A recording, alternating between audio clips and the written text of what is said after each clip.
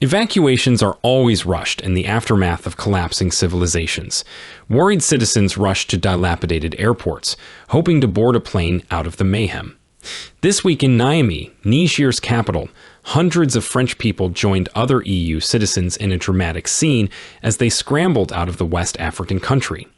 Niger's democratically elected president, Mohamed Bazoum, was overthrown by members of the military on the eve of the country's National Day on August 3, which celebrated the country's 63rd anniversary of its formal declaration of independence from France. Last weekend, crowds chanted, "Down with France," as they threw rocks, smashed windows, and set fire to the embassy of France. As Bazoum remained under house arrest in Paris, his closest associates there worried that Westerners' security could no longer be ensured. Protesters in Niamey waved Russian flags and chanted for Vladimir Putin to replace Emmanuel Macron as their chief international ally. Because of this, the historic term describing the way European countries acquired parts of the African continent up until World War I, the scramble for Africa, may be revived. As the important Francophone nations of sub-Saharan Africa eventually finish the decolonization process, it is possible that full-scale evacuations, including French soldiers, will be necessary if anti-French sentiment continues to rise, as seems likely. Over the course of the weekend, the United States of America descended into a state of terror. This is a critical and time-sensitive matter. As a result of African countries rising up against foreign colonial powers, many Western elites are starting to lose their heads because they know that asterisk is about to hit the fan. One of the dominoes has just fallen. Extraordinary things happened all around Africa during the weekend. Throughout the entire continent, Russian flags were raised. We'll start with Niger, because that's where it all started. France 24 reports that the government of Niger has secured a security contract with the Russian Wagner Group. Wagner troops in Africa will protect Niger, which is essential as the coup in Niger has progressed beyond the point of no return.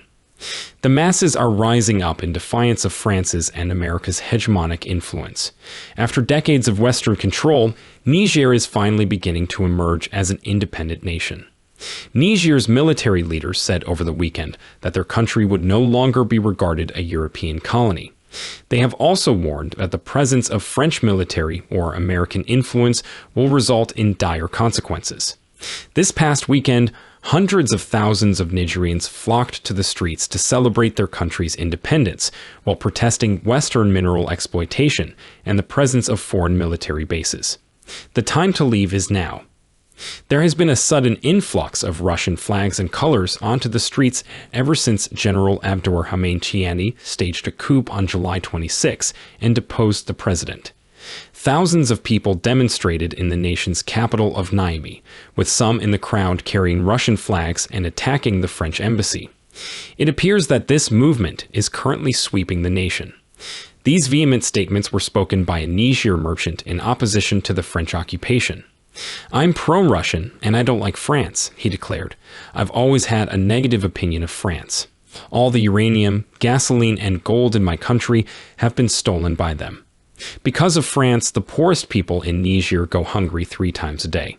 The businessman said that thousands of people had attended the rally in support of the military takeover on Monday in Zinder. To dispel rumors that he was paid for by pro-Russian parties, he claimed he had commissioned an outfit to be made for him by a local tailor using fabric in the Russian colors of white, blue, and red. Support for Niger is growing, and other African countries are beginning to say, "Get out of our land," in the same tone as Niger. Over the weekend, residents of Senegal flocked to the streets to demonstrate against the continued colonial dominance of Western nations in the country.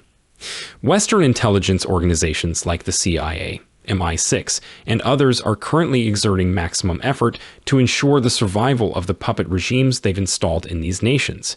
Victoria Nuland, who obviously helped precipitate the coup and the collapse of the Ukrainian government, is currently running around like a headless chicken trying to figure out what she can do in Africa now that the Ukrainian government has been overthrown. Colonel Douglas McGregor claims that the people of that country are tired of having their minerals taken. The government of Niger, which the United States had backed and whose military had been trained in the United States, suddenly changed course and denounced Western influence in the country. No one seems to be discussing the fact that a massive natural gas pipeline is nearly ready to begin operations. The current route starts in Nigeria and then crosses Niger en route to Europe. Chevron and the United States have already invested $13 billion towards this. Chevron raised production when the Nord Stream pipeline was damaged so that it could be repaired as soon as feasible. Niger's citizens now strongly disapprove of plans to build a pipeline through their country and onward to Europe.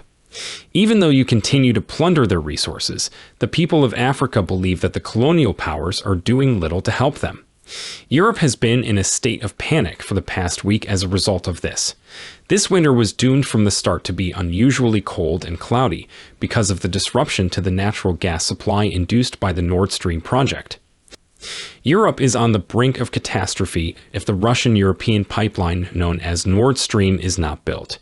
Their condition was much improved with the advent of the African pipeline, and it improved even further when uranium and Europe's nuclear power were taken into account. More over half of America's uranium comes from Russia.